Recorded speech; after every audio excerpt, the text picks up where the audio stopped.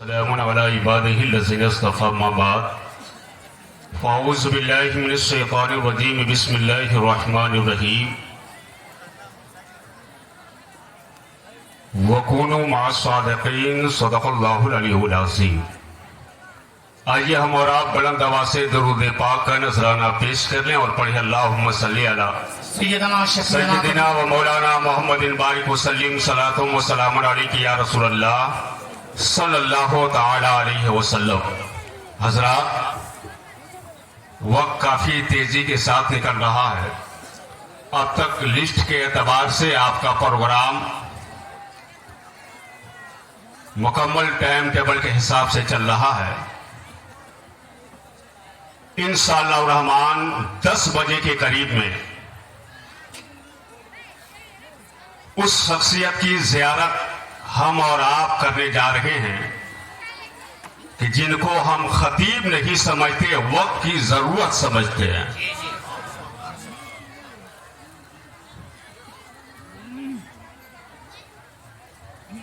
जिनकी हम जैसे लोग बगौर रात के तन्हाइयों में मोबाइल से सुनते हैं।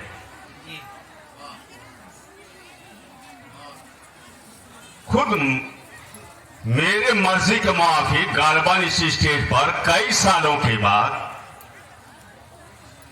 जमाते अहले सुन्नत का वह खतीब पिपरहिया में है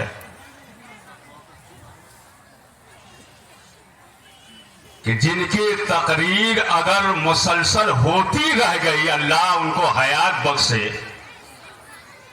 तो इस हिंदुस्तान से 10 अंगूठी वाले पीर खत्म हो जाएंगे।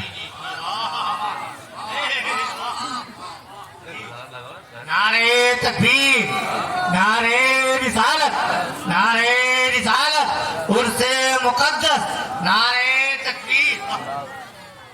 मैं नौजवानों से कहूंगा, भाई आप रुके रहना, इसलिए कि जो ज़ईफ हैं इस ठंडी में, उनकी मर्जी जब तक रहे।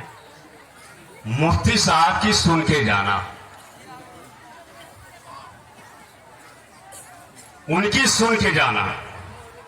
मेरा यकीन है कि आज नौजवानों को सबक पढ़ाएंगे कि हर नौजवान आने वाले वक्त में गाजी बनने की कोशिश करेगा। सुन के जाना मेरे भाई, मेरी मत सुनो, ना और किसी की सुनो, मगर जरूर कहूंगा उनकी सुन लो।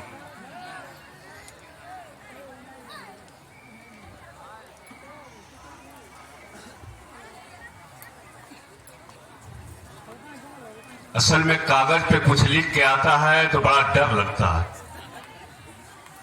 न जाने लिखा क्या। बहरहाल ये जिसने भी ख्वाहिश जाहिर की है मुझसे, मैं उनसे कहूंगा अपने घर मिलाद कराइएगा, वही पूरा करा लीजिएगा। यहाँ वक्त की बड़ी कीमत है। हाँ, और मोबाइल का जमाना है, सुन भी लीजिएगा, अगर वक्त आएगा तो सुना भी सकते हैं। तो आप बड़ी इत्मीनान के साथ कई सालों के बाद ये देखने को मिला है कि बिला मेहनत के किए ये सारा मजमा पिलडाल में आ गया। ये कमाल न नकीब का है, न सदर मोहतरम का है, न मेरा है, ये कमाल ठन्नी का है।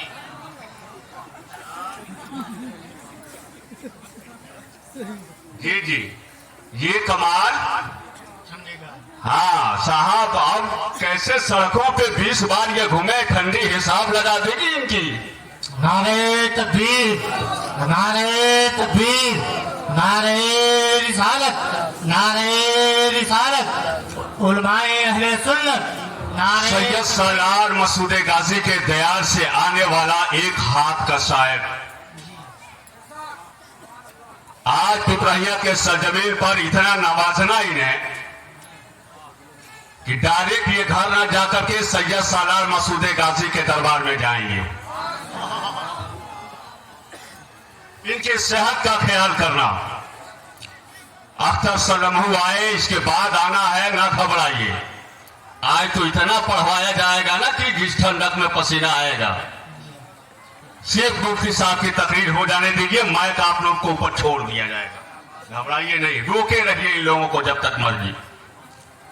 तो बहरहाल जुमले बहुत है, मैं बहुत कुछ पहुंचा सकता हूं आपको मुख्तसर से वक्त में, मगर चूंकि नकीब साहब ने कहा कि मस्तान साहब के ताल्लुक से ये आपको बताएंगे, चंद मिनटों में इंशाअल्लाह मैं आपको बताऊंगा कि एक अच्छे आलिम का नाम मौलवी नूर मोहम्मद शाह अलैहि रहमतुल रिजवान है।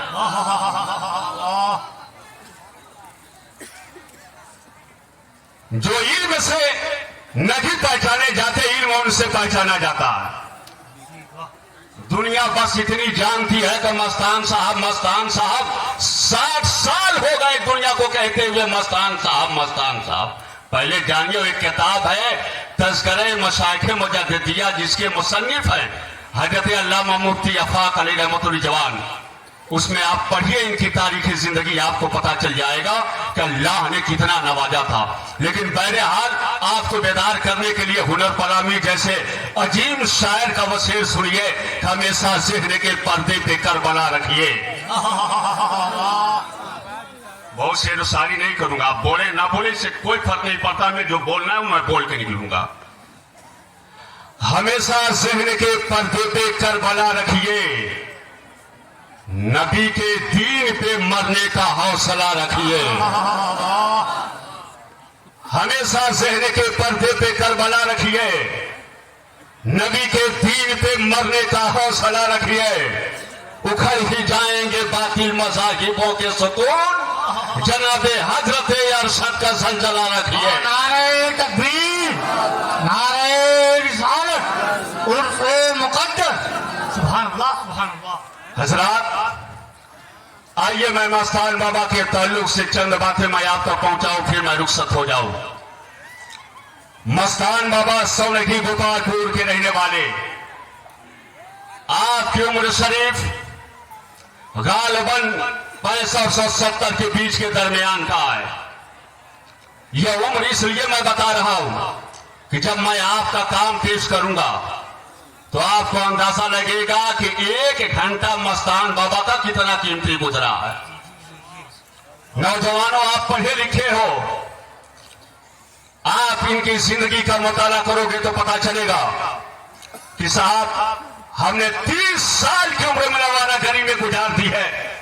हमने 30 साल की उम्र और 25 साल की कमर जवानी हमने निगाहें उठाने में गुजार दी हैं। मगर मस्तान बाबा की जरा जिंदगी देखो, उस जमाने के जो बहुत बड़े आलिम होते, उस जमाने के जो बहुत बड़े मुफ्ती होते, वो अपने कलम से लफ्ज मौलवी भी लिखना गवारा नहीं करते। यह और बात है कि दुनिया उन्हें मौलवी साहब के नाम से जानती और पहचानती। आज एक मौलवी को मुफ्ती कह दो तो जैसा लगता है आसमान पे उठ के बैठ गया, जैसे लगा कि यही सूरज बन के आज ही निकला है और इसी से रोशनी और फैज़ सबको मिल रहा है। मस्तान बाबा अलैहि रहमतुल रिजवान ने गालिबन 10 साल से जायद आपने दर्स और तदरीस का काम किया है, यानी पढ़ने पढ़ाने का काम किया है। और मिसाल के तौर पर मैं आपको दूं कि आप जब पढ़ाते थे फजर के बाद, तो ऐ लोगों, आप जिसे जो कहकर बुलाते रहे, मस्तान बाबा ने जिससे लग, जैसे हम लोग पढ़ाते हैं, किसी बच्चे को सूफी साहब कह देते हैं, किसी बच्चे को कुछ कह देते हैं, किसी बच्चे को फलसफी कह देते हैं, मंतकी कह देते हैं, वैसे ही मस्तान बाबा भी अपने जबान में अपने बच्चों को बुलाना होता था तो कहते थे, डॉक्टर इधर आओ, ऐ इंजीनियर इधर आओ, ऐ इमाम इधर आओ, ऐ मुफ्ती इधर आओ, ऐ सादिक इधर आओ, ऐ आदिल इधर आओ। हजरात, बचपन के जमाने में टूटी हुई चटाई पर मस्तान बाबा ने जिससे इंजीनियर कह के पुकारा था, आपके इसी बंदे पे आज इंजीनियर के पोस्ट पे हैं। सारी दुनिया हामिद अंसारी के नाम से, हामिद शेख के नाम से जानती और पहचानती है। हजरात, हामिद साहब को कौन नहीं जानता, जो लोग कहते हैं कि जमाती है। जब वो आते हैं तो बार बार मस्तान बाबा के दरबार में आते हैं वो जमाती है या क्या है, मतलब उससे हमको लगी है, मगर मस्तान बाबा के चौखट पे बातें हैं। मैंने एक मरतबा इसी बकरीद के मौके पे उनसे मुलाकात हुई थी। मैंने कहा साहब, आप कहते हैं कि मैं जुमा मस्तान बाबा के यहाँ पढ़ता हूँ, अगरचे मैं बंधे पे रहता हूँ। उन्होंने कहा आपको मालूम है कि रिश्ता मेरा कितना मजबूत है। मेरे गांव में मस्तान बाबा ने 2 साल तक पढ़ाया था और अक्सर कहते थे कि हामिद तुम झाड़ू लगाओ मस्जिद में, इंजीनियर तुम लोटा साफ कर दो, इंजीनियर तुम ये काम कर दो। खुदा की कसम, जब हामिद साहब ने ये बात कही तो मेरे दिल ने ये कहा, जो लोग ये कहते हैं कि हाँ मस्तान बाबा जिस मस्जिद में जाते थे खुद इमामत तो नहीं फरमाते, मगर जिस मुक्तदी को पकड़ के कहते थे तुम्हें नमाज पढ़ाना है। हजरात अगरचे पढ़ा लिखा नहीं था, मगर कुरान ऐसे पढ़ता था जैसे मदरसे का कारी पढ़ा करता है, वो ऐसे मसाइल बयान करता था जैसे एक आलिम बयान करता है। इससे ये पता चला मस्तान बाबा सिर्फ आलिम नहीं थे, आलिम गर भी थे, और सिर्फ इल्म वाले नहीं थे, इल्म गर भी थे। मस्तान बाबा की थी। हजरात मस्तान बाबा ने अपनी जिंदगी में सैकड़ों मस्जिदों की तामीर की है।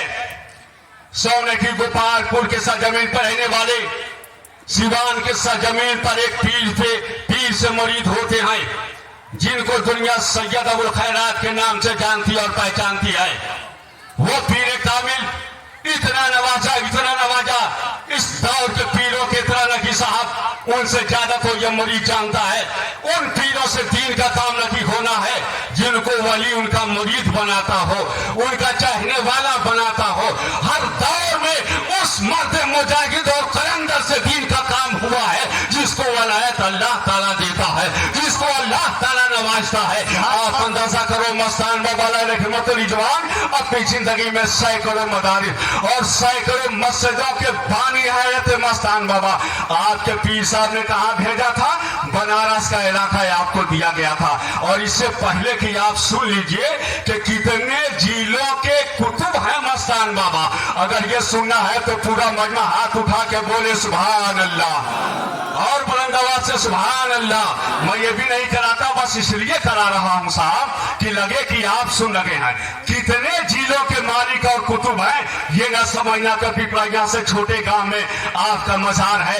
आए होंगे रेता खेता में, कस्ती नहीं मिली होगी, यही रह गए होंगे साहब। जरा देखो, आप बनारस के सरजमीन पर गए, बनारस के सरजमीन पर आपका काम क्या था? जिस इलाके में एदाब मदरसा नहीं, वहां बुनियाद रखते, फिर वहां से चले जाते, मस्जिद बनवाते, वो मस्जिद मुकम्मल हो जाती, फिर वहीं से चले जाते। यही बनारस की सरजमीन है। अगर जुमला आप तक पहुंच जाए तो मस्तान बाबा की जिंदा जावेद का नारा लगाना नौजवानों। हजरात की मिसल ये कि मस्तान बाबा इशारा करते थे, आपके इशारे को सूखी हुई लकड़ी समझती थी। आप इशारा करते थे, वो ईंट आपके इशारे को समझते थे। आप इशारा करते थे, जंगल के जानवर आपके इशारे पे आते थे। बनारस की सरजमीन है, एक मस्जिद की तामीर हो रही है। उस मस्जिद की तामीर आप ही करा रहे हैं। सस्तीर का जमाना था, उस जमाने में सस्तीर लगाई जाती थी, छतों में लकड़ी लगाकर फिर लिंटर किया जाता था। हजरात मस्तान बाबा रहमतुल रिजवान ने लकड़ी इकट्ठा कर दी और बनाने वालों से कहा कि मैं फला जगह जा रहा हूं, अब तुम लोग मुकम्मल कर देना। इत्तेफाक से एक सस्ती छोटी पड़ गई और पड़ने के बाद अब काम बंद। मस्तान बाबा को ढूंढा जा रहा है। जब तक वो मिल गए शहर में बनारस में, लोगों ने कहा हुजूर मस्जिद का काम रुका है, चलिए। कहा क्या हुआ? कहा एक लकड़ी जो काटी गई है वो छोटी पड़ गई है। कहा अच्छा छोटी पड़ गई है, दूसरा इंतजाम करना पड़ेगा। कहा चलो। आपने कहा चलो पहले उस लकड़ी के पास हम चलते हैं। अब खामोश न बैठना मस्तान बाबा के चाहने वालों। वहां जाके लकड़ी पे अपनी छड़ी रख के कहते हैं कि लकड़ी क्या तुम सिर्फ जंगल में बढ़ना जानती हो? अल्लाह के घर में कौन बर्तन के दिखाएगा?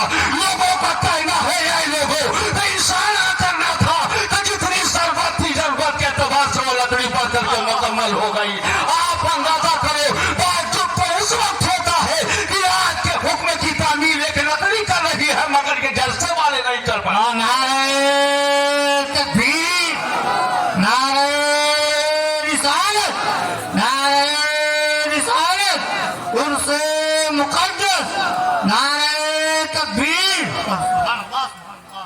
और आगे बढ़ते हैं, मस्तान बाबा को और करीब से समझिए।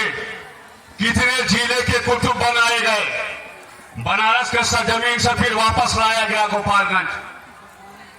उस मजार शरीफ के उसमें मैंने खुद तकरीर की है, मैंने खुद तकरीर की है।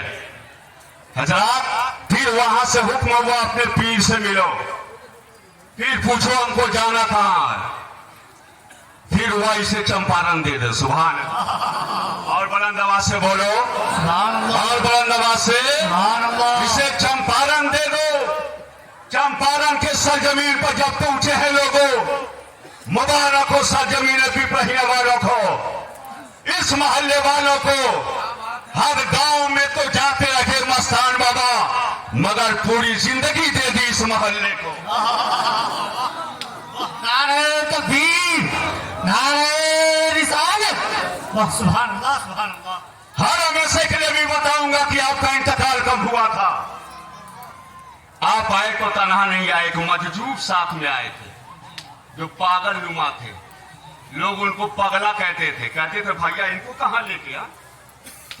तो आप मुस्कुराते तो समझते थे कि इनका पावर क्या है। यही एक छोटी सी मस्जिद रही, गालबन फूस की थी, उसमें दोनों आदमी ठहरे। उस जमाने में गुर्बत का जमाना था, बजरी की रोटी, गीला चावल, यही सब लोग बना के उनके खिदमत में ला के पेश किए। वो जलाल में आए, मशहूर साहब पूरा छीट दिया मस्जिद में उन्होंने। मस्तान साहब ने मौजिन साहब से कहा अजान दो, कहा हजरत पहले चावल इकट्ठा करूं कि अजान दो। कहा क्या हुआ, कहा जो साथ में आए ना पूरी खिचड़ी फला के घर से आई थी उठा के फेंक दिए। अब अंदाजा करो अल्लाह ने कितना पावर इनको दिया। आप आए जलाल में आ गए, थाम ली उनकी कलाई, आगे सुन, इतने जलाल में हो, एक जिले का कुतुब बने हो तो इतने जलाल में हो। मैं अल्लाह के करम से 12 जिले का कुतुब हूं। एक जिले के कुतुब बनाए गए, इतने जलाल में हो कि गरीबों के चावल छीट रहे। अल्लाह ने मुझे 12 जिलों का कुतुब बनाया। अब कुतुब की हैसियत क्या है, जिस दयार का वह कुतुब होता है उस दयार के लोगों को पानी भी उसके वसीले से दिया जाता है, रिस्क सब कुछ उसके वसीले से दिया जाता है। बारिश भी होती है तो उसके हुक्म के बगैर बारिश नहीं होती, उसके हुक्म के बगैर बारिश नहीं होती। और बता भी दूं कि वाकई नहीं हुई थी। ये जो मस्जिद बनी, इससे पहले मस्जिद थी जिसमें हम लोगों ने कायदा बगदादी पढ़ी। कायदा बगदादी खुद हम लोग उसमें पढ़े, बाद में शहीद करके ये मस्जिद बनी। आप अंदाजा करो, भट्ठा लगाया जाता था उस जमाने में। आज जब इस गांव से दक्षिणी छोर पे जाएंगे ना तो बड़ा सा एक सुनसान जगह पहले था, तो आबाद हो गई वो जगह, वहीं पे भट्ठा लगा, तमाम इलाके के लोग उसमें काम करते। अचानक बदली आ गई जिसने आग लगाने,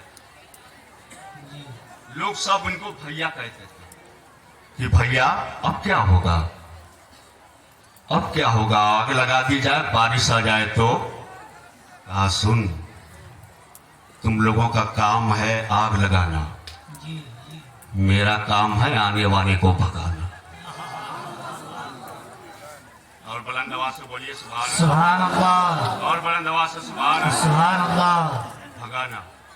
जैसे ही आग लगाई गई,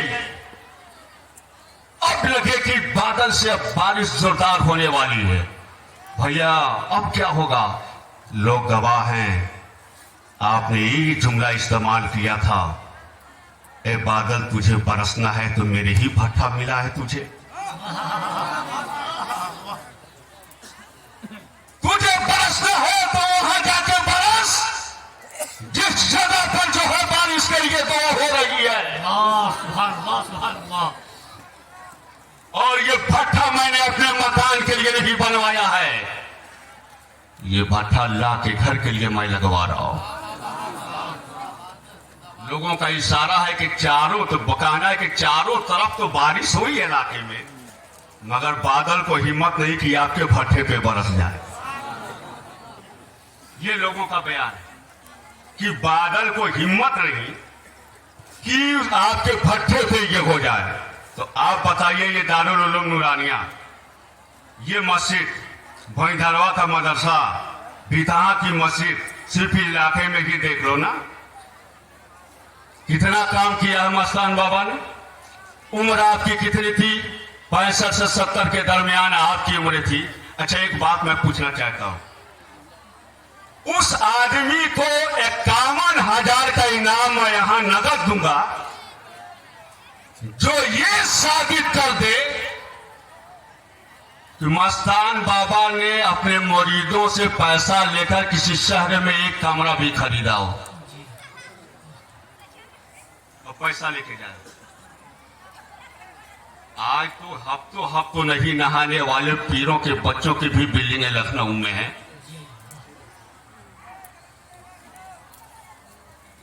उन जाहिल पीरों के जूते ढोने वालों के भी बिल्डिंगें हैं। न जाने कितने कौम को ये लूटे और लूटते रहेंगे। मस्तान बाबा चाहते इशारा करते तो पूरा इलाका इतना दे देता ना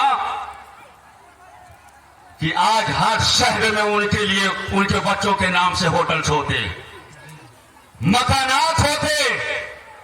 मगर खुदा की कसम, जहां जिंदगी भर के लिए जगह पसंद की, आज भी एक कटरैन इसी बगल में रखा,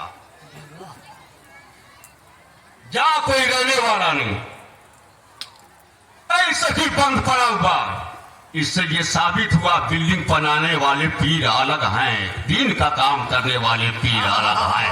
इन्हें पहचानो और पहचानने के बाद अगर दुनियादार पीर तुम्हें लूटने के लिए आए, तुम्हें इजाजत है कैसे पीरों को धक्का मारकर तुम अपने इलाके से बाहर करो, तुम इसलिए कि तुम्हें आबाद करने नहीं आई है, तेरे ईमान को बर्बाद करने। नारे तकबीर, नारे रिसालत, नारे रिसालत, उर्से मुक़द्दस। और बचे हैं, सुनिए। बड़ी अफसोस के साथ मुझे कहना पड़ रहा, हमारी कौम सब जानती है मगर इतना नहीं जान पाती कि हमें मुरीद किससे होना चाहिए। हम हो भी गए तो जिहालत का तो ये हाल है कि पीर साहब के पास हाथ बांधे रात भर ठंडी में खड़े रहेंगे। और जिस बाप ने उदाल चूल्हा चला कर हाथ में गट्ठर बांधे, कभी भी इस जाहिल नौजवान को ये तौफीक नहीं होती कि उस बूढ़े बाप के हाथ को भी चूम ले। नौजवानों, सबसे बड़ा पीर अगर तुम्हारे नजदीक कोई है तो तुम्हारा बाप है जो जायज कमाई तुझे खिला करके बड़ा किया। इसलिए मस्तान बाबा ने जो पैगाम इस इलाके में दिया, उस पैगाम के मुताबिक हम नहीं चल पा रहे। वहां इतना मुझे भरोसा है, हम जैसे मौलवी रहे या ना रहे, जब तक ये आस्ताना सलामत रहेगा, मसलके आला हजरत का नाम लगता रहे। सुभान अल्लाह, सुभान अल्लाह। इसलिए मजबूती से आप मसलके आला हजरत पे कायम रखिए, दुनियादार पीरों से बचिए। और ये जो खुराफात बैठे हैं नौजवानों, हम लोगों के रुकने से नहीं रुकता। हम लोग माइक पे आएंगे, बोल के चले जाएंगे। ये आप जब तक नहीं चाहेंगे उस वक्त तक ये जो खुराफात हो रहे हैं ये नहीं रुकेंगे। मेरे भाइयों, इस पीर को रौजा मेला ना बनने दो। कम से कम इस पीर को इस उर्स को सरी उर्स बनाओ।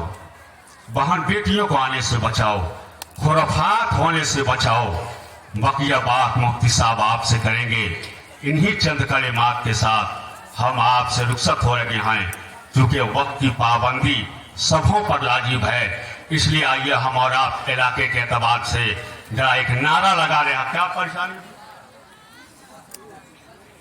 बच्चा, जिसका भी बच्चा स्टेज पे सफीक अंसारी, बड़ी ताज्जुब ये है, वो ब्रह्मा के आज के 5 साल पहले वो जुमला कहा था। मैं कह दे रहा हूं, थोड़ा मुस्कुरा लीजिए। ये बताइए को बच्ची बिछड़ी है या इस बच्ची से इसके माँ बाप बिछड़ गए?